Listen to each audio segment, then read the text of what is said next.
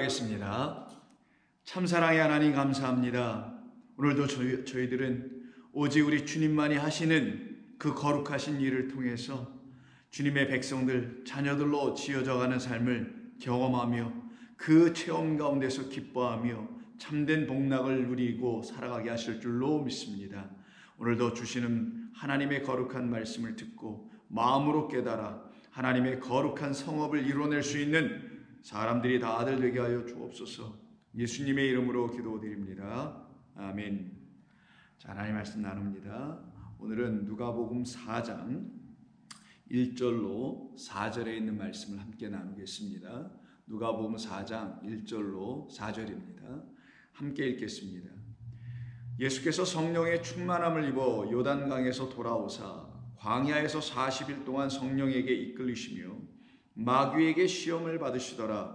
이 모든 날에 아무것도 잡수시지 아니하시니 날수가 다함에 줄이신지라. 마귀가 이르되 내가 만일 하나님의 아들이거든 이 돌들에게 명하여 떡이 되게 하라. 예수께서 대답하시되 기록된 바 사람이 떡으로만 살 것이 아니라 하였느니라. 아멘. 자, 오늘은 새로운 장인 4장을 우리가 만나게 되었습니다. 이 4장서부터 우리에게 또 하나님께서 펼쳐 열어주시는 하늘의 거룩한 문이 여러분들에게 열림으로 말미암아 하늘의 신령한 양식들을 우리 모두가 함께 섭취하여 그 양식을 우리의 마음 안에 담아 우리의 신비 안에 새롭게 쓰므로 하나님의 거룩한 뜻이 다 이루어져 가는 그런 말씀의 사람들이 되기를 바랍니다.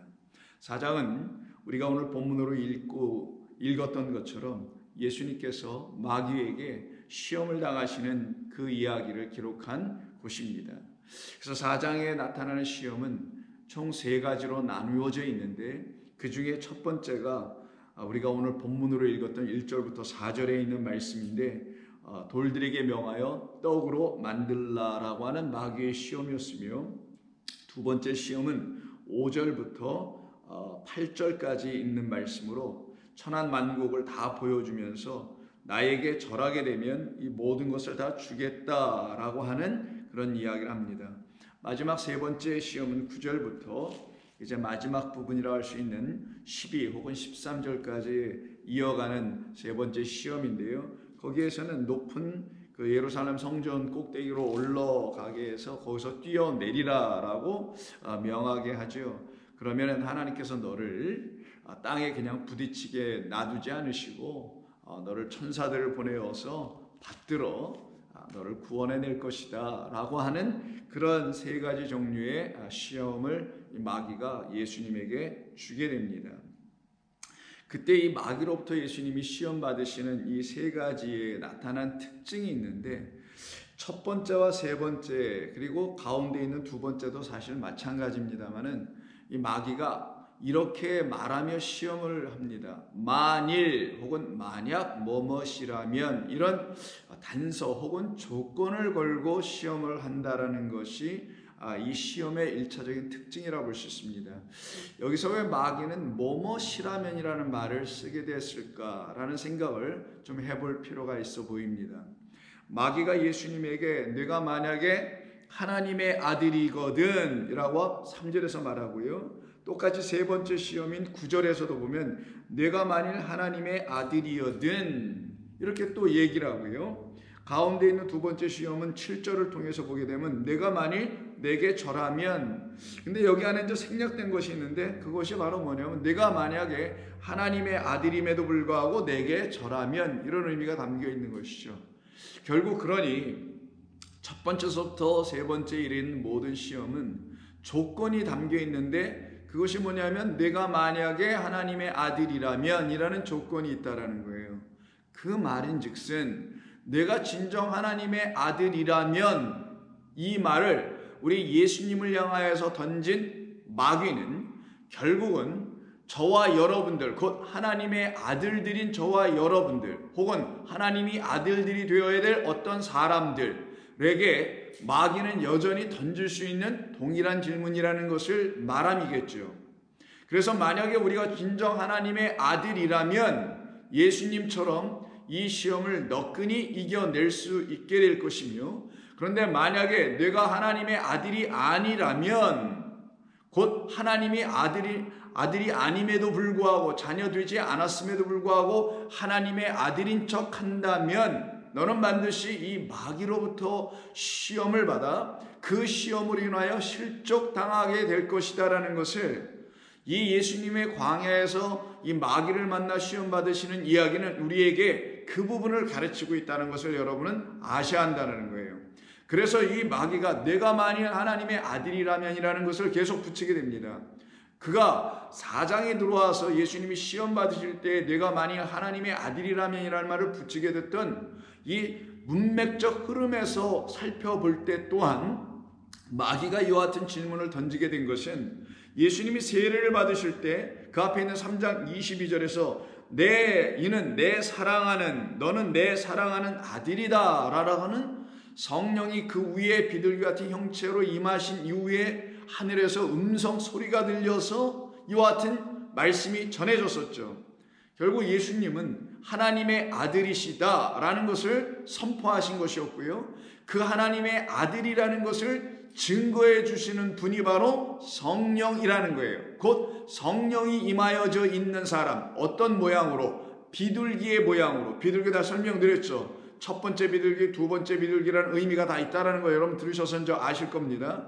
만약 이것이 잘 기억이 안 나시면 다시 돌아가셔서 한번 더 들어보시면은, 반복하셔서 들으셔서 여러분의 마음의 신비에 완전히 아로 새겨질 때까지 반복해서 들으시는 건 굉장히 중요한데, 그렇게 해서 들으셔서 여러분 다시 기억해 보신다면, 바로 이 비둘기라는 말 안에는 하나님께서 우리를 향하여서 죽임당하실 그 새로, 그리고 그 피를 묻고 우리에게 다시 찾아오시는 두 번째 새인 그 비둘기인 성령으로 말미암아야만이 우리가 하나님의 아들, 자녀들 된다는 것을 말하는 것이며, 그렇게 하나님의 아들이라는 그런 칭호를, 하늘의 음성을 듣게 된 이 예수님이 진정 하나님의 아들이셨는지를 누가는 족보의 위치를 바로 세례받으신 그 이야기 다음에다가 넣어줌으로써 그가 바로 정말 요셉의 아들이 아니라 계속 올라가서 누구의? 하나님의 아들이셨다라는 것을 족보를 통하여 증명해 주는 것이죠. 곧 족보 자체가 증명한다기보다는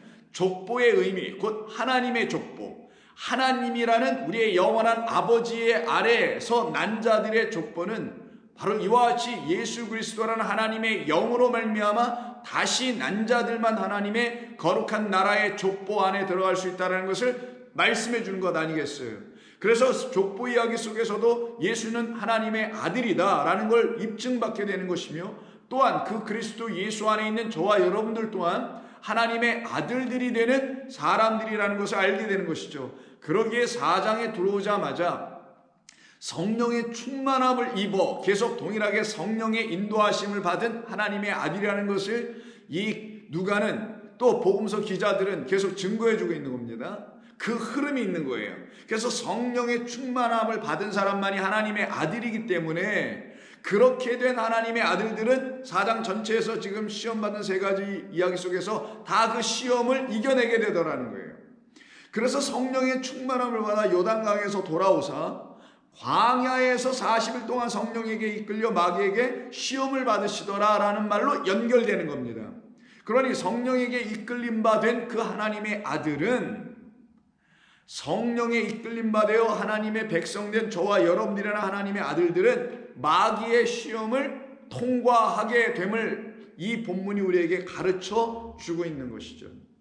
그래서 그가 던진 질문이, 내가 정말 하나님의 아들이라면 이란 것을 전제, 단서, 조건으로 하고, 그렇다면 내가 지금 던지는 이 시험을 너는 통과해야지.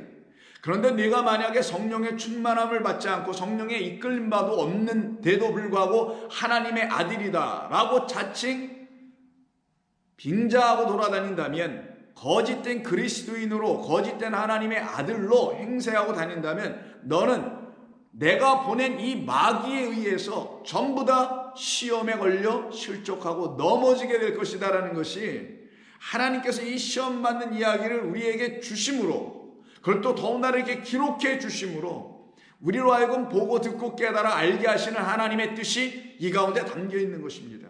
그러니 저와 여러분은 이와 같은 본문을 접하고 읽을 때마다 그럼 내가 정말 하나님의 영의 인도하심을 받고 영에 이끌려 곧 내가 주인이 된 것이 아니라 하나님의 영인 그리스도가 내 안에서 주인이 되게 하셔서 나를 이끌어가는 그런 순종의 삶, 낮아져 있는 삶, 죽어 있는 삶, 이런 삶이 내게 있는지, 그래서 하나님의 말씀에만 순종하고 하나님의 말씀에만 귀를 기울이고 있는 그와 같은 사람으로 되어 있는 그런 성령의 이끌림을 받고 살아가는 사람인지, 만약 그렇다면 여러분들은 이와 같은 마귀의 시험을 너끈히 이겨내며 그 뜻을 헤아려 거기에 합당한 하나님의 말씀으로 오히려 더 지어져가는 성도들이 될 것입니다.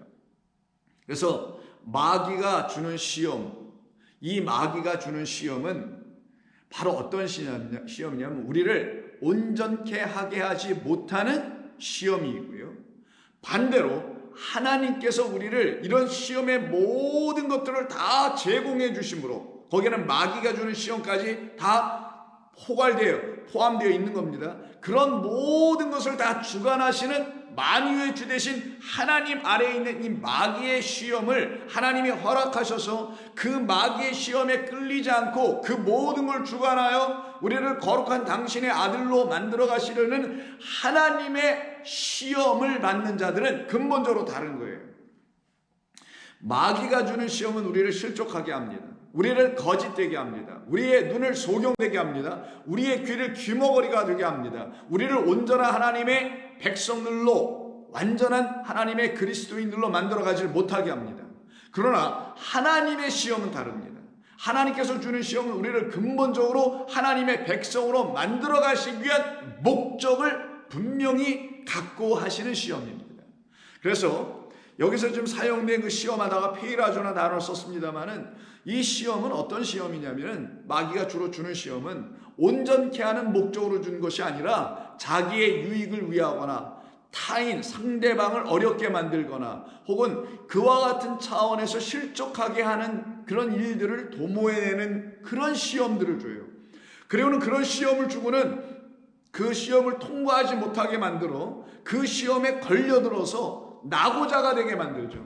학교에서 여러분들 시험을 쳐서 합격을 하고 통과가 돼야 낙오자가 안 되고 낙제생이 되지 안 돼서 그 등급이 올라가고 학년이 올라가는 것처럼 마찬가지로 이 마귀가 주는 시험은 우리를 낙제하게 만들고 낙인 떨어지는 자가 되게 만들고 낙오를 시키게 하는 그런 시험을 줘요. 그래서 이들은 헛된 것을 자꾸만 백성들에게, 사람들에게 던지는 시험을 주는 게 바로 마귀의 시험이에요.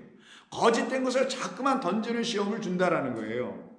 그래서 마태복음 16장에 보면은 이 마귀와 짝을 같이 하고 있는 또 다른 마귀들의 등장이 있는데 그들이 바로 16장 1절 이하에서 말하고 있는 바리새인과 사두개인들입니다.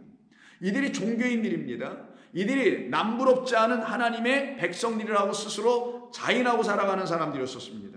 이들이 정말 그럼 하나님의 아들들이었을까요? 한번 보죠. 바리새인과 사두개인들이 와서 예수를 시험하여 하늘로부터 오는 표적 보이기를 청하였다. 이때 누구를 시험했다고요? 이때 마귀가, 오늘 본문에서요, 마귀가 예수님을 시험한 것처럼 그 마귀의 자리에 누가 들어와 있냐면 바리새인과 사두개인들이 들어왔다라는 거예요. 그러면 저와 여러분들은 이제는 마귀에 대한 개념을 좀 새롭게 가져볼 필요가 있죠. 마귀 한번 생각해 볼까요? 헬라어로 디아볼로스라고 합니다. 디아에다가 발로라는 단어의 합성어예요. 디아는 무엇을 통하여 라는 의미가 있습니다. 혹은 완전하게 통합하여 뭐 이런 의미도 있어요. 그리고 발로는 던지다라는 겁니다. 이 둘이 합성돼서 만들어진 디아발로의 의미가 뭐냐면 고발하다예요. 고발하고 참소하여 어떤 형을, 어떤 charge를 얻다가 매기는 거예요. 당신이 이만한 것을 받아야, 이만한 처벌을 받아야 하고, 이만한 대가를 치러야 하고, 그래서 어떤 bring charges to him or her 이런 얘기예요. 어떤 사람에게 어떤 charge를 주는 거예요. 당신은 요즘 얼마를 더 내야 합니다. charge가 얼마입니다. 이렇게 얘기하잖아요. 미국에서 영어로 얘기할 때. 마치 그런 겁니다.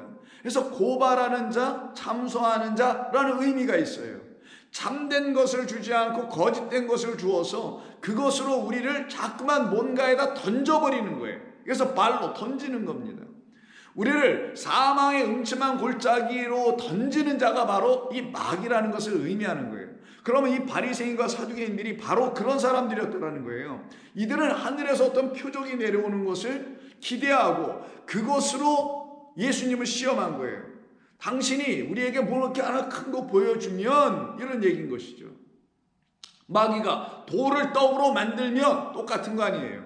어떤 초자연적인 현상, 혹은 기적적인 어떤 일들, 혹은 사람들의 눈을 휘둥그르게 만들 수 있는 어떤 일들, 사건들, 이런 것 하나 크게 하나 터뜨려 주시면 우리가 당신을 하나님의 아들로 인정해 드리죠 라고 하는 게 바리새인들이 이야기하는 거예요. 거기에 대해서 예수님께서 하신 말씀이 4절, 악하고 음란한 세대가 표적을 구하나 요나의 표적밖에는 보여줄 표적이 없느니라. 요나의 표적?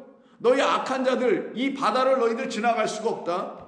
그 바다가 지금 흉흉해가지고 너희들을 다 삼키려고 하는, 이 악한 자들을 삼키려고 하는 바다를 하나님께서 주셨는데, 이 악한 바다를 잠잠케 하여 너희들을, 이 악한 너희들을 살려낼 수 있는 유일한 길은 요나의 표적, 요나를 통하여 하나님께서 보여주려고 하셨던 그 사인, 그 뜻, 바로 요나의 던져짐이죠. 요나가 물속으로 던져지는 것, 제물되어 죽어주는 것, 이것만이 너희들이 기대해야 될 유일한 표적이다. 곧 당신 예수님께서 이와 같은 악한 자들을 위해서 죽어주셔야만이 이들의 악이 끝나는 것이다라는 그런 표적밖에 너희들이 내게 구할 표적은 아무것도 없어. 기적을 구하는 게 아니라 그런 기대, 그런 표적을 이루어질 그런 소망을 너희들이 아예 갖고 있지 못하니, 너희들이 누구로부터 어떤 하나님의 말씀을 배우고 들었길래 이와 같은 기대와 소망을 갖지 아니하고 거짓된 기대와 소망에 이렇게 부풀어져 있는 것이냐. 그래서 악한 세대라고 했던 거예요. 그런 악한 세대인 바로 우리의 인간의 세대에게 하나님께서 당신의 아들을 보내셔서 요나의 표적을 이루어내신 것이 십자가의 사건 아니겠습니까? 또 한 군데 볼까요? 22장, 마태복음 22장을 보시게 되면 똑같이 바리새인들, 사두개인들, 이제 헤롯 다원들까지 동원이 돼서 예수님을 또 시험을 하기를, 16절, 당신은 참되시고 진리로 하나님의 도를 가르치시며 아무도 꺼리는 일이 없으시니 이는 사람을 외모로 보지 아니하심이니이다. 그러면 당신 생각에는 어떠하십니까? 우리에게 좀 알려주시오. 가이사에게 세금을 바치는 것이 옳은 것입니까? 옳지 않은 것입니까? 예수께서 또한 그들의 무엇을 보셨을까요? 마찬가지입니다. 악함을 보시고 악함을 아시고 이르시되 외식하는 자들아 어찌하여 나를 시험하느냐. 외식하는 자들아 어찌하여 나를 시험하느냐. 너희들의 삶에서도 외식을 하고 있고 너희들의 영적인 삶에서도 외식을 하고 있는 그런 자들을 놓고 얘기하는 거죠. 그걸 예수님을 시험하는 자들, 바로 이들이었던 거예요. 이들이 바로 마귀와 다를 바가 하나도 없는 자들이었다는 걸 말합니다. 이들의 이 시험은 백성들을 하나님의 사람들 아들들로 만들어가는 그 역할을 하지 못하는 자들로의 시험을 계속 주는 자들이죠. 실족하게 하는 시험인 거예요. 그러나 이와 같은 시험을 주고 있는 이런 마귀를 향하여 예수님께서 어떻게 말씀하시고 어떤 상황에서 말씀하시는지 볼까요? 2절, 마귀에게 시험을 받으시더라. 이 모든 날에, 본문 4장 2절입니다. 아무것도 잡수시지 아니하시니 날수가 다함에 줄이신지라. 자, 여기서 예수님께서 광야에서 40일간 성령에 이끌려 아무것도 잡수시지 않은 상태에서 마귀에게 시험을 받으셨다고 되어 있습니다. 물론 광야니까 아무것도 먹을 것이 없는 것처럼 보여질 수 있겠죠. 그래서 이 말에 근거해서 40일 금식 뭐 이런 이야기들이 이제 많이 기독교 전통 가운데서 좀 나오게 된 것도 사실입니다. 그러나 이것은 40일간을 금식 기도하라고 주신 그런 말씀이겠습니까? 아니면 다른 의미로 혹시 담은 것은 없었을까요? 한번 생각을 해보죠. 마귀에게 40일간 그 광야에서 지금 예수님께서 그 성령에 이끌려 나오신 가운데 마귀에게 좀 시험을 당하실 때 아무것도 잡수시지 아니하였다라는 이 말, 그래서 줄이셨다라는 이 말의 의미가 무엇일까? 우리로 하여금 금식 기도하면 그 마귀 사탄 같은 어떤 그들의 시험도 능히 이길 수 있으니 금식을 하라라는 말로 주신 것일까요? 그런 것이 아닐 것입니다. 만약 그런 것이라면 여러분 지금 40일 금식하셔야 될 일이 한 번, 두 번이 아니고 매일매일 금식하도 부족할지도 모르겠어요. 그런데 이게 그런 뜻이 아니라면 곧 우리로 하여금 매일매일 40일간 금식하는 인생을 매일매일 금식하는 그런 일이 아니라면, 하나님께서 우리에게 그런 걸 요청한 것이 아니라면 무엇을 도대체 이 말씀을 통해서 알려주시려고 40일 동안 아무것도 잡수시지 아니하였다. 더 나아가서 그 사이에 날수가 다였다는 다한가 아니라 순태일로라 함께 다 그 40이라는 것을 이루어내셨다. 40을 당신이 다 이루어내셨다는 의미를 담은 거예요. 자, 그럼 왜 안 드셨을까? 광야에서 안 드셨다는 말이 뭘까? 자, 이 광야에 나가보니 성령이 지금 끌고 나가신 거예요. 성령이 뭔가를 보여주시려고 예수님을 끌고 나가신 겁니다. 가보니까 거기 광야에 누가 있냐? 마귀가 있더라는 거예요. 그럼 광야의 주인은 누구였더라? 마귀였다라는 거예요. 광야, 이스라엘 백성이 애굽해가지고 첫 번째로 도착한 것이 홍해 넘어서 광야입니다. 그 광야로 왜 나오게 하셨나요? 내 백성을 3일 동안 나오게 해서 그 가운데서 나에게 예배하고 경배하는 절기를 지키게 함이라고 했었죠. 그러면 광야에 누가 계시다라는 거예요? 하나님이 계시다라는 거예요. 하나님이 정해주신 절기를 그 백성들이 지켜내면 하나님의 거룩한 백성 되게 하시는 영적인 메시지가 이 광야라는 말씀 있는 곳에 있는 것 아니겠어요? 그런데 그 광야가 안 돼 있고, 지금 예수님이 이 땅에 오셨을 때 이 유대 땅, 이스라엘이라는 사람들이 살고 있는 이 사람들이 살고 있는 이 땅을 보니까 여기가 어떤 광야로 전락되어 있냐면 하나님이라는 생명의 말씀의 주인이 주인되어 계시지 아니하고 마귀가 그 광야를 지배하고 있는 주인되어 있다는 거예요. 마치 이스라엘 백성들이 광야 시대에 40년간 거기를 지나갔던 것처럼 이 가운데서도 40일 기간 동안 예수님이 시험받고 굶주리시고 하셨던 이 이야기는 이와 똑같이 맞물려 있는 것이에요. 그래서 이 광야가 하나님에 의해서 통제되고 하나님의 말씀에 의해서 섬김을 받는 광야가 아니라 시험하여 실족하여 넘어뜨리게 하는 이 마귀에 의해서 지배를 당하고 있는 광야라는 것을 말하는 거예요. 그럼 광야는 말 그대로 말씀이 있는 곳인데 누구의 말로 지금 꽉 채워진 곳이냐? 이 광야는 바로 거짓된 자, 참소하는 자, 고발하는 자, 우리를 죄와 사망의 법으로 여전히 얽어매려고 하는 어떤 세력들, 이게 바로 진리가 아니고 참된 것이 아닌 걸 가지고 백성들에게 뿌리고 있는 자들, 바로 그런 자를 상정하고 있는, 대표하고 있는 자가 바로 마귀라는 거예요. 이거를 지금 성령으로 인도함을 받은 예수님은 가셔서 보신 거예요. 그러면 성령으로 인도함을 받은 또 다른 예수들은 곧 성도들이라 하나님의 아들들이 되어야 될 그 예수라는 육적 존재들인 저와 여러분들, 그래서 그 그리스도로 말미암아 하나님의 영을 갖게 되면 예수는 끝나고 그리스도로 우리도 넘어가야 돼서 그리스도인이 되어야 될 저와 여러분들 또한 성령의 인도함을 받고 살아가면 이 세상에 하나님의 말씀이 없는, 그래서 마귀가 지배하고 있는 그런 광야인 것을 여러분들도 보실 수 있지 않을까요? 그래서 여기서 지금 마귀에게 시험을 받으실 때 그곳에서 줄이셨다라고 하는 것은 그 광야에는 하나님의 양식, 하나님의 말씀이라는 양식이 없기 때문에 예수님이 드시지 않는 것으로 지금 보여주시는 것이지, 예수님이 단순히 마귀의 권세와 싸워 이기려고 금식 기도로 당신 자신을 영적으로 준비하기 위해서 금식하신 게 아니란 말이에요. 금식하셨다, 드시지 않고 줄이셨다라는 말, 이 말은 먹을 양식이 없기 때문에 먹을 수 없다라는 거예요. 왜? 그는 하나님의 거룩한 영으로 인도함을 받았으니 하나님의 영으로만 채워지는 그것으로 살아가고 있는 예수님이셨으니 마귀에 이끌려 마귀가 주는 그런 것을 드실 수가 있는 분이 아니잖아요. 마찬가지로 저와 여러분들도 하나님의 영으로 인도함을 받고 하나님의 영으로 살아가온 사람들이라면 거룩한 하나님의 진리가 담겨있고 생명이 있는 말씀만을 먹어야 하는 것이 마땅한 것 아니겠느냐고요. 왜 그렇지 아니한 말들을, 그렇지 아니한 양식을 양식으로 삼으려고 하냐고요. 그러나 안 되는 것이죠. 그럴 수도 없는 것입니다. 그래서 여기서 지금 줄이셨다, 잡수시지 아니하였다. 그래서 먹을 것이 없어 잡수시지, 이게 파고, 이거는 오병이어에 때 쓰는 거예요. 하늘의 양식을 먹을 때나 쓰는 표현입니다. 그렇게 하늘의 것을 주지 않으니, 생명의 진짜 양식을 주지 않으니, 하늘의 음성을 들려주지 아니하느니, 예수님이라는 성령에 이끌린 사람들은 먹을 것이 없기에 그 광야에서 나와 하나님이라는 거룩한 성전 안으로 전부 다 들어가게 되어 있는 거예요.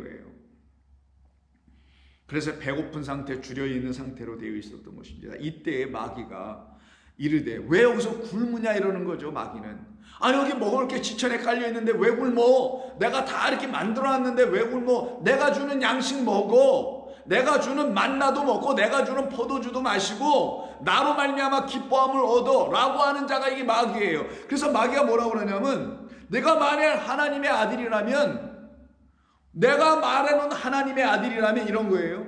마귀가 만들어내놓는 하나님의 아들이라면, 이런 말로 여러분 1차적으로 들으셔야 됩니다. 내가 만약에 마귀라는 나라는 하나님의 아들이라면 이런 뜻인 거예요.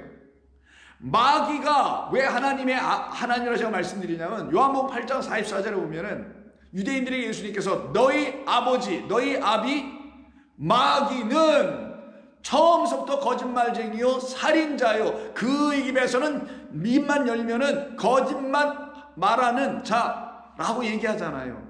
그게 바로 누구냐? 마귀, 사탄, 바로 그들이 하나님이라고 말을 하지만 잘못 깨달아 만나게 된 하나님, 그 하나님이 그들에게 또 아버지가 돼 있어서 우리는 그 하나님의 아들들이라고 말하고 있는 그런 바리새인들, 그런 종교인들, 사두개인들, 제사인들, 이들이 바로 섬기고 있던 자가 누구였냐면, 자기들은 하나님이라 그랬지만 하나님이 아니라 마귀라고 예수님이 얘기해 버렸단 말이에요. 그 마귀를 얘기하는 거예요. 그래서 이 마귀가 뭐라고 그러냐면, 예수님한테 내가 만약에 하나님의 아들이라면이란 그 말은, 내가 만약에 내 아들이라면, 나라는 마귀 하나님의 아들이라면 너는 이렇게 할 거야. 어떻게? 내가 하는 것처럼 똑같이 돌을 떡으로 만들어 먹지. 내가 여기 있는 모든 돌들을 떡으로 주잖아 지금. 너는 그 눈에 보이는 것만 먹게 되지. 이런 말인 거예요. 돌은 뭡니까? 현상계에 나타나는 어떤 것 아니겠어요? 그 광야니까 돌들이 많이 있겠죠. 근데 우선 단수입니다. 우리말로 복수로 돌들이라고 했지만 원문에는 단수 하나. 그 돌 하나, 떡도 하나인 것처럼 그 돌 하나 내가 줄게. 이걸 떡으로 먹으라니까. 이게 떡이야 라고 말하는 거예요. 이 돌이 떡이니까 이 돌이 떡인 줄 알고 먹어봐. 돌이 상징하는 건 뭐예요? 율법이에요. 율법이라는 아직 풀려지지 않은 말씀, 하나님의 영으로 이 율법이 사랑의 법으로 완전해지지 않은 말씀, 이 돌을, 율법을 그냥 먹어. 나는 율법 주는 하나님이야 라고 하는 그 율법의 아들들은 이 돌을, 율법을 양식으로 먹는단다. 내가 만약 나 마귀의 아들이라면 너는 이렇게 먹는 게 맞지, 이 얘기를 하는 거예요. 여러분 제 말씀 잘 깨달아 알고 하고 있습니까? 그런데 여러분이 만약에 나는 아니에요, 나는 마귀의 아들, 마귀라는 하나님의 아들이 아니라, 즉 율법을 떡으로 먹는 자가 아니라 나는 진정 참 하나님의 아들입니다. 우리 주 예수 그리스도께서 아버지라고 우리에게 가르쳐 주신 그 하나님, 사랑의 하나님, 신실하신 하나님, 은총의 하나님, 은혜의 하나님, 자비의 하나님, 그 하나님, 성경이 정말 우리에게 가르쳐 주시는 그 하나님의 아들입니다. 그러면 나는 어떻게 먹어야 되냐? 그 하나님의 아들들인 우리는 그가 보내주신 당신의 아들인 그리스도 예수로 말미암아 이 돌이 참된 생명의 떡으로 우리에게 먹을 수 있는 양식이 되도록 만들어 주셔서 그 하나님의 율법을 사랑의 법으로 취하는 자들, 은혜와 진리의 말씀으로 취하는, 그래서 은혜와 진리가 우리에게 참 율법입니다라고 다르게 그 양식을 떡으로 먹을 수 있는 그 사람들이 진짜 하나님의 아들이란 말이에요. 그런데 이 마귀는 내가 하나님의 아들이라면, 이거 그렇게 해. 그 말은 내가 나의 아들이라면 이라는 의미가 있는 거예요. 근데 예수님 뭐라고 합니까? 난 네 아들 아니야. 나는 성령에 이끌림 받은 거룩한 영의 아들이야. 그래서 예수님께서 뭐라고 그래요? 너희들이 율법을 가지고, 율법에 있는 뜻, 하나님의 말씀을 가지고 하나님의 말씀 안에 있는 뜻을 오해하였도다. 깨닫지 못하는구나. 그래서 이들 마귀가 지금 붙잡고 있는 모든 것들이 하나님의 사실은 말씀이었었어요. 그 하나님의 말씀이라는 성경이라는 이 율법을 가지고 백성들을 시험에 빠뜨리고만 말았다라는 걸 얘기하는 거예요. 그걸 알려주려고 예수님께서 율법에 있는 말씀, 신명기 8장 2절 이하에 있는 말씀을 인용하셔서 너희들은 이 율법이라는 하나님의 말씀을 거짓된 말로 백성들에게 전해줌으로 이 말로 이 율법으로 백성들을 시험에 빠뜨리고 있잖아. 그러나 나는 너에게 말한다. 이 성경 신명기서에서 주신 66권의 전체에서 주신 이 말씀을 주신 하나님은 그런 하나님이 아니시지. 그 하나님은 이 돌을 우리에게 떡으로 먹으라고 주신 게 아니라 이 돌을 부수어 가루로 만들어 버리고, 그리고 당신 예수로 말미암아 하나님의 거룩한 양식, 생명의 양식, 사랑의 말씀으로, 언약의 말씀으로 다시 주시는 그 하나님의 아들들이 될 사람들은 이 떡, 돌떡으로 살지 않아. 그래서 말씀한 게 다음 주 4절에서 예수께서 대답하시되 기록된 바 사람이 떡으로만 살 것이 아니라 하였느니라. 그래서 이런 말을 갖다 사람이 물질적인 양식으로만 사는 게 아니라 우리는 뭐 영적, 정신적 이런 것으로도 먹고 살아야지. 인간이 물질적인 육체적인 존재만인가? 영적이고 정신적인 존재도 아닌가? 그렇지 않던가? 라고 이렇게 이분법으로 나눠서 생각하는 경향들이 있어요. 반은 맞고 얼핏 들으면 더 맞은 것 같아요. 그러나 그건 조심해야 될 표현입니다. 사람이 떡으로만 살 것이 아니라 사람은 떡으로만 삽니다. 어떤 사람은 육을 갖고 이 땅에서만 살아가길 원하는 사람은 떡으로만 살면 돼요. 근데 여기서 말하는 사람은 그런 사람이 아니어야 되잖아요. 그냥 누구든지 이 세상에 육신을 가지고 살아가는 모든 사람은 다 떡을 먹고 살아야 되는 거예요. 그런데 이 본문에서 사람이 떡으로만 살 것이 아니라 할 때 그 사람은, 여기서 지금 예수님이 말씀하신 사람은 그런 사람이 아니어야 될 것 아니겠어요? 그래서 여기에는 정관사가 붙어 있어요. 어떤 사람이냐? 우리말에 없지만 사람이 아니에요. 그냥 일반적인 모든 사람을 말하는 게 아니라 그 사람은 떡으로만 살지 않아. 내가 말하는 마귀야, 내가 말하는 그런 사람들은 떡으로만 살 수밖에 없지. 왜? 그들은 눈에 보이는 물질적인 세계에 갇혀 있으니까. 그러나 그 사람은, 어떤 사람은 아담인 거예요. 그냥 아담이 아니야. 그 아담은 그렇지 않지. 그 사람은, 하나님의 사람은 하나님의 입에서 나오는 양식으로 살아야지. 이 말씀을 하신단 말이에요. 그래서 신명기 8장을 보시게 되면은 2절에 말씀드린 대로 마귀가 주는 시험은 실족하게 하는 시험이지만 하나님께서 주시는 시험이 또 있다고 그랬습니다. 그 시험은 우리를 살려내게 하는 시험이에요. 차원이 다른 겁니다. 그래서 8장 1절 이하에서 말씀하는데 2절부터 보시면 내 하나님 여호와께서 이 40년 동안에, 그래서 이 40년과 40일은 똑같은 거예요. 40일 정탐꾼 보냈을 때 그 하루를 1년으로 삼아 40년을 유리방황하게 하셨던 것이 광야에서 이들이 지금 계속 걸었던 것 아니겠어요? 그 40년은 40일이에요. 40에 또 줄어들면 4가 되는 것뿐이에요. 4, 40, 400, 4천 이렇게 계속 가는 거예요. 자, 그런 의미가 담겨있기 때문에 40이라는 것만 생각하시면 됩니다. 그래서 오늘 본문에 40일간이라는 말이 나온 것은 이 8장 2절에 있는 40년 때문에 그러는 거예요. 자, 내 하나님 여호와께서 이 40년 동안에 내게 광야 길을 걷게 하신 것을 기억하라. 이는 너를 낮추시며 너를 시험하사, 이렇게 말씀되어 있어요. 시험하사 내 마음이 어떠한지, 그 명령을 지키는 마음인지 아닌지 그거를 알려 하심이라. 너를 낮추시며 너를 줄이게 하시며 또 너도 알지 못하며 내 조상들도 알지 못하던 만나를 내게 먹이셨던 이유는 사람이 떡으로만 사는 것이 아니요 여호와의 입에서 나오는 모든 말씀으로 살 줄을 내가 너로 알게 하기 위한 목적 때문이었다. 그 뜻을 세우시 위함이었다라는 거죠. 그러니 사람, 어떤 사람, 여기 하아담입니다. 그 하나님의 영을 가진 사람은 돌을 떡으로 먹는 게 아니라 율법을 떡으로는 못 먹죠. 그건 돌인데 어떻게 먹어요? 그건 문자인데 어떻게 먹어요? 그건 글인데 어떻게 먹어요? 제가 먹을 수 있는 건 진짜 먹을 만한 양식, 돌이 아니라 떡을 정말 주세요. 문자가 아니라 여호와의 입에서 나오는 소리를 주세요. 그 사람들의 말이 아니라 여호와의 입에서 나오는 영을 좀 주세요. 이것이 이쪽 편에 있는 게 우리가 먹어야 될 양식 아니에요. 그래서 율법이란 돌이 아니라 복음이라는 그리스도 예수로 말미암는 은혜와 진리를 우리가 하나님의 말씀을 통하여 섭취해야 되는 것, 이것이 저와 성도라는 사람들이 해야 될 분명한 이유입니다. 이것을 하지 못하고 이걸 먹지 못하면 전부 다 비실비실거려가지고 마귀 같은 자들이 시험하면 죄다 넘어져. 어떤 시험? 거짓된 말로 가르치면 그런 말들에 죄다 넘어지는 거야. 그 거짓된 말인지 모르게 그들이 가르치죠. 왜?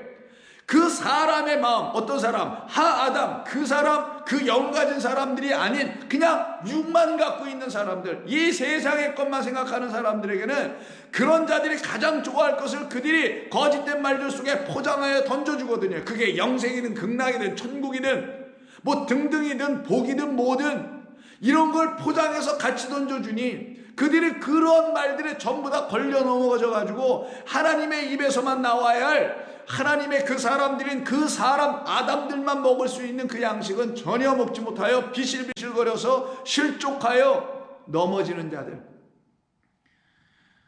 먹지 못함이 아니요 물을 마시지 못함이 아니요 말씀의 기근으로 말미암아 비틀거리며 쓰러짐이라고 말하지 않습니까? 하나님의 말씀이 여러분들에게 정말 생명이라는 것을 지탱케 하는 양식입니까? 여러분들이 이 제 말씀, 이 던진 말씀에 대해서 예라고 대답하신 분들은 여러분들은 무엇이 여러분들을 지탱케 하며 강하게 하며 강건하게 하는지를 아시는 분들인 거고요. 그거에 대해서 분명한 대답을 못하신 분은 여러분들은 여전히 육적인 것에 붙잡혀 있는 사람들이에요. 여러분들이 예수를 믿는다, 그리스도 예수님을 통하여 하나님을 믿는다 라고 말하는 것은 하나님의 입에서만 나오는 참된 양식이라는 생명의 말씀, 영의 말씀을 먹어야 하는 것을 말합니다. 성도는 그 말씀으로 영, 육간에 강건해져야 됩니다. 그것 외에는 우리를 강하게 만들 수 있는 것은, 그래서 전신갑주라는 하나님의 갑옷을 입고 말씀의 갑옷을 입고 영적인 싸움에서 믿음의 승리를 이뤄낼 수 있는 삶은 오직 하나님의 양식을 참되게 먹는 것 외에는 없어요. 그래서 말씀하시길 여호와 입에서 나오는 말씀으로만 살 것이다. 그러면 하나님께서 지금 너를 낮추시며 시험하신다 그랬으니 하나님의 시험은 뭐예요? 살려내게 한다는 거잖아요. 2절 3절 전체 이야기가. 그럼 하나님의 시험은 살게 하는 시험, 마귀의 시험은 뭐 말하지 않아도 알게 아시는 것처럼 사망 가운데 들어가게 하는 시험이겠죠. 계속 실족하는 거니까. 그래서 하나님께서 시험하시는 이야기 한두 군데 바라보면은 하나님 우리를 살려내시는 시험하시는데 대표적으로 이 낫사라는 시험하다가 첫 번째로 쓰인 곳이 어디냐? 창세기 중에서도 22장입니다. 창세기 22장은 여러분 잘 아시는 아브라함의 독자인 이삭을 하나님께서 번제로 드려라 라고 하는 시험을 주시죠. 그 시험에 만약에 아브라함이 실족을 당했다라면 그는 하나님의 아들이 아니고 마귀의 아들이 되는 거예요. 그런데 그가 그 시험에 통과를 하게 된다면 그는 마귀의 아들이 아니라 하나님의 아들이 되는 겁니다. 그래서 내가 만일 하나님의 아들, 내 아들이라면 너는 내 시험을 통과할 거야. 내 시험의 뜻을 알고 너는 반드시 그대로 지켜 행하게 될 거야. 내 말씀의 뜻대로 살게 될 거야 라고 하는 것이에요. 그래서 창세기 22장 1절을 보시면 그 일 후에 하나님이 아브라함을 시험하시려고 그를 부르셔서, 그리고 시험하셔서 내 독자를 내게 드려라. 드리죠. 왜 드렸어요? 하나님이 정작 아브라함에게 요구하신 독자는 이삭이 아니라 그가 정말 하나님께 드려야 될 제물은 그의 아내 주신 씨란 말이에요. 씨, 생명의 아들, 약속의 후손이었단 말이에요. 그 후손 내가 드려야 되는데 고작 내가 드릴 거는 당신이 나에게 이렇게 보여준 이 이삭밖에 드릴 게 없네요. 그런데 이거라도, 이 이삭이라도 드리라면 이삭 그 독생자를 드리라면 내가 드리겠습니다. 그러나 하나님은 내 마음 아시죠? 내가 정작 드리려고 하는 건 이 어린 양 이삭, 예수라는 이삭, 참된 하나님의 아들, 당신이 내게 주신 당신의 약속의 씨, 내 안에서 생명을 일으키고 나를 살아있게 하고 나를 살려낸 이 하나님의 아들을 내가 드리는 겁니다라고 이삭을 드린 거란 말이에요. 그랬더니 하나님이 그 중심, 그 생각, 그의 깨달음, 그의 믿음, 그의 시험 통과함을 다 보시고 아브라함아, 아브라함아, 그 칼을 멈춰라. 그래, 내가 정작 드리려고 했던 건 이거였지. 누구? 숯불에 걸린 순양 이거였지. 그걸 보여주신 거예요. 그걸 여호와 이레 준비에 따라서 이상하게 번역하고 해가지고 사람들 하여금 또 하나님이 다 준비해 주실 거야, 이렇게 하나님께 온전히 드려봐봐 라고 하여 엉뚱하게 해석했지만, 그건 이레라는, 여호와 이레라는 말은 준비가 아니고 예비도 아니고 preparation이 아니에요. 이거는 여호와 하나님이 보여주셨다, 라예요. 이 라를 히브리어를 헬라어로 바꾸면 호라옵니다. 깨달아 알아보다라는 거예요. 여러분, 정말 바라건대 우리 좋은 교회 성도님들, 여러분들이 이렇게 깨달아 알아야 하는 것입니다. 아브라함을 시험하셨다는 건 내가 내 아들이야, 내 아들인 걸 내가 증명해 줄게 라는 그런 시험이었던 거예요.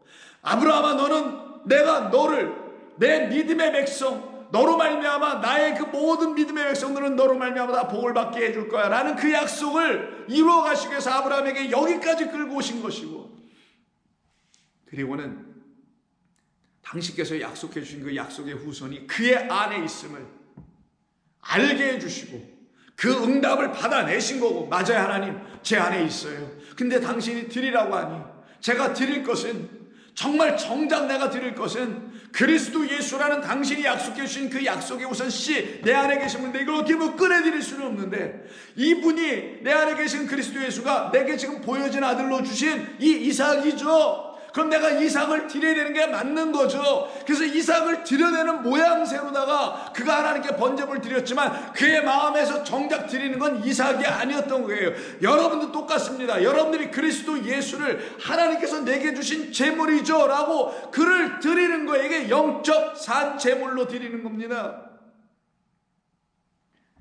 그렇게 드릴 수 있는 사람들만 하나님이 주시는 시험에서, 맞아요, 그 시험 맞네요, 이건 시험이 아니라 나를 온전케 하고 완전케 하는, 그래서 페이라주에서 도끼마저로 완전히 확증케 해주시려고 하시는 그런 뜻을 다 이루시려고 나에게 이거 보여주신 것이네요. 아멘입니다. 얼마나 감사해요. 이런 생각을 하면 자다가도 일어날 수밖에 없어요. 감사해서 기도하지 않을 수가 없어요. 찬송하지 않을 수가 없어요. 기뻐하지 아니할 수가 없어요, 예수 믿는 사람이라면. 그래서 그가 드리게 되는 겁니다.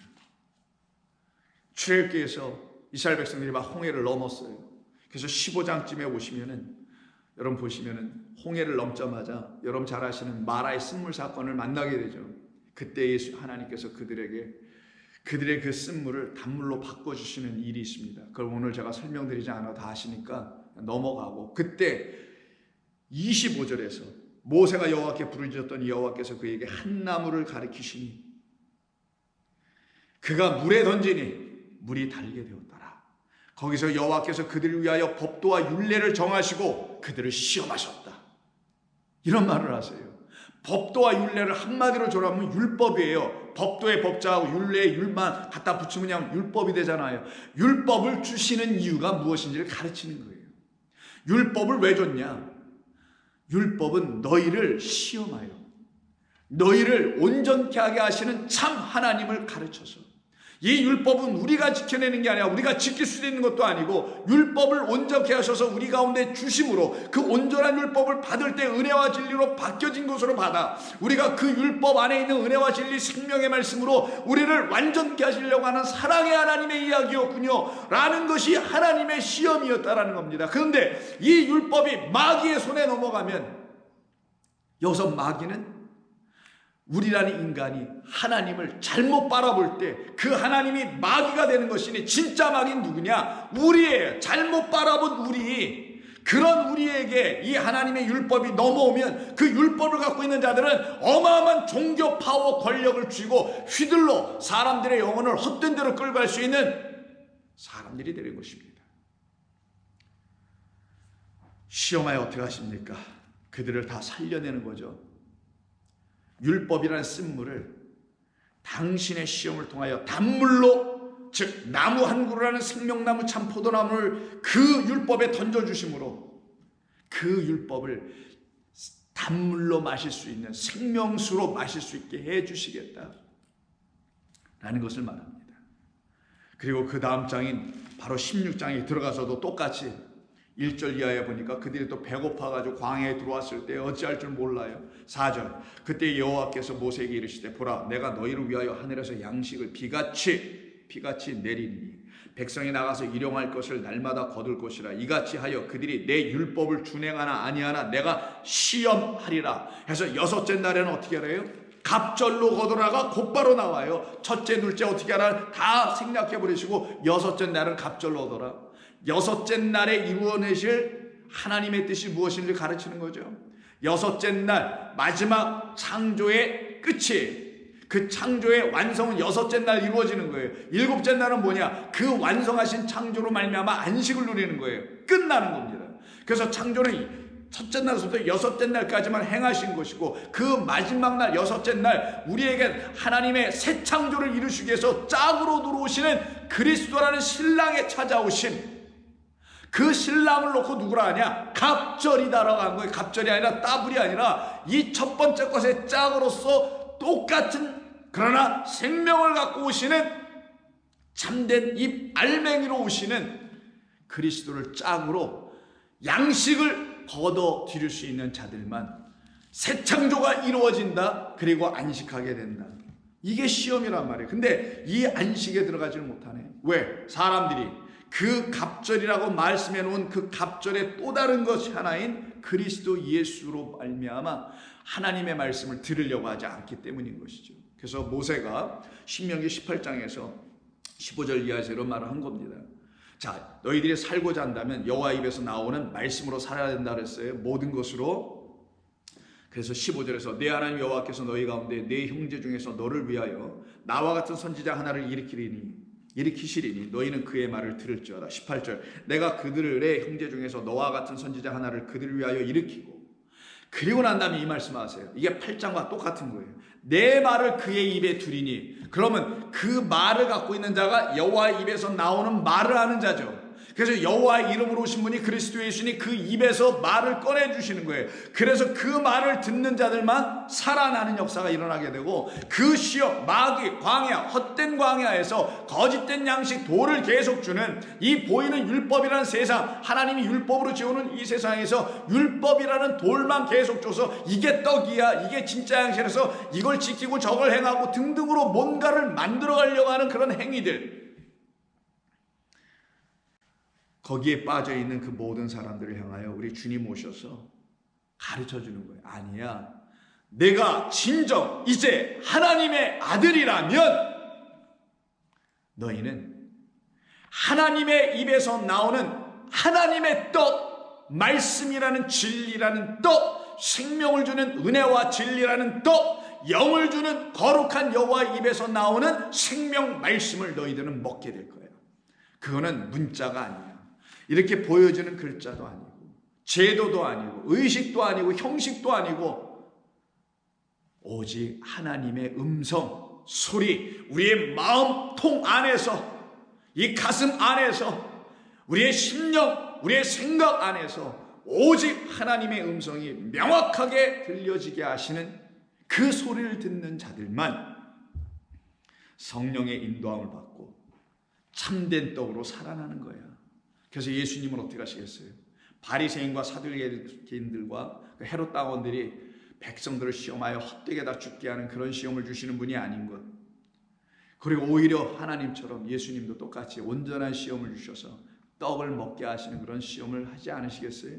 그래서 요한복음 6장에 보시면 이 시험하다라는 말이 예수님에게서 나타나게 됩니다. 예수님께서 유대의 명절인 유월절이 가까워지자 예수님이죠, 또 유대 땅으로 올라가시게 됩니다. 6장 4절을 보세요. 마침 유대인의 명절인 유월절이 가까운지라 예수께서 눈을 들어 큰 무리가 자기에게로 오는 것을 보시고 제자 중 한 사람인 빌립에게 이르시되 우리가 어디서 떡을 사서 이 사람들을 먹이겠느냐라고 질문을 던져요.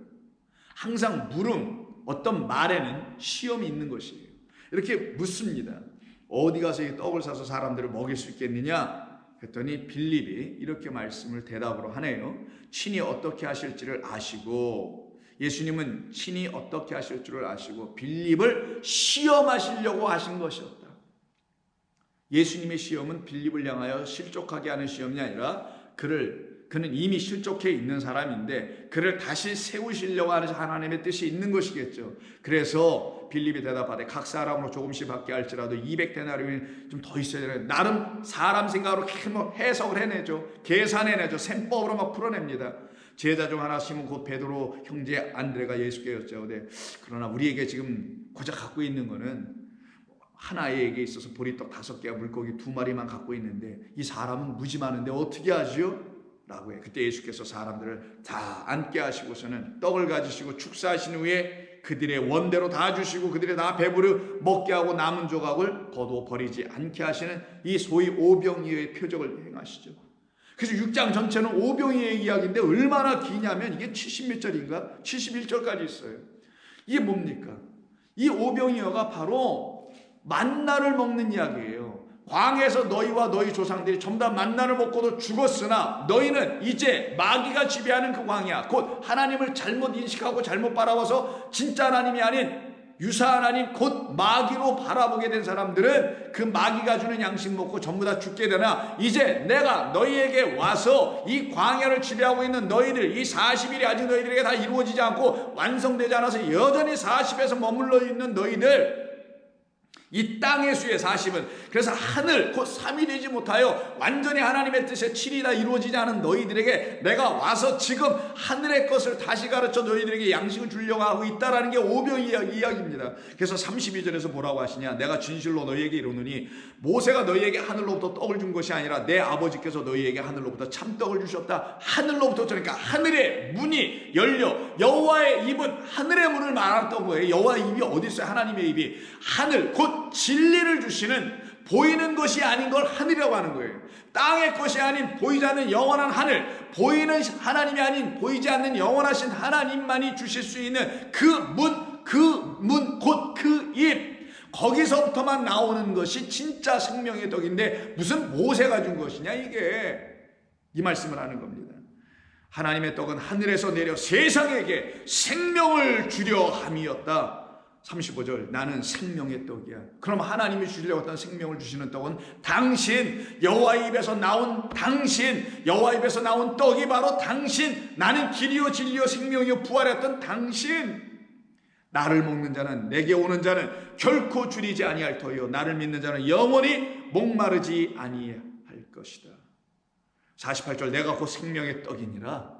내가 생명의 떡, 내가 여호와의 입에서 나온 너희를 더 이상 시험하게 하지 아니하고 너희를 온전히 시험하여 그 율례와 법도를 가르칠 때 그 법도를 배우면 너희가 은혜의 하나님, 생명의 하나님을 만나게 되지. 너희 조상들은 광야에서 만나를 먹고 죽었거니와 먹었어도 죽었거니와 이는 하늘에서 내려오는 떡이니 사람으로 하여금 먹고 죽지 아니하게 하는 것이라. 나는 하늘에서 내려온 살아있는 떡이니 사람이 이 떡을 먹으면 영생하리라. 내가 줄 떡은 곧 세상의 생명을 위한 나의 살이라.